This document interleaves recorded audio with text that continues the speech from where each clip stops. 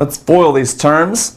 So we have three separate terms, and the first thing we'll do is to FOIL these first two terms to get one polynomial, and then we'll FOIL that polynomial with the last term, okay?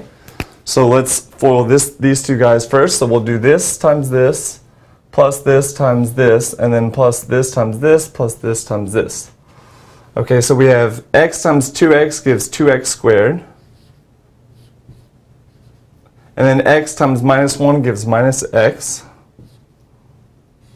And then we have negative 25 times 2x gives negative 50x, so negative 50x. And then negative 25 times negative 1 gives positive 25. Okay, so all of that is in parentheses, and it's multiplied times 5x plus 2. All right, so let's combine like terms. So then we have 2x squared. This is all going to be in parentheses again. Just combine these two, negative x and negative 50x gives negative 51x. And then we have plus 25. And then we have 5x plus 2. Like that. Okay, so next let's distribute these terms, right? So then let's do this times this, and then this times this. And then the same thing for this one, bang, bang, and then this last one, bang, bang. Okay, so 2x squared times 5x is 10x cubed, so we have 10x cubed. Then we have negative, and then this term times this last term, so 2x squared times 2 is 4x squared, so plus 4x squared. Now we have negative 51x times 5x. So that's going to be an x squared. And then 5 times 51 is 205. 5 times 51, let's see, 200, yep, 255. So negative 255x squared, like that. All right, then negative 51x times plus 2 gives negative 102x. So negative 102x. And then that's it for this. So we've done this one, now this last one.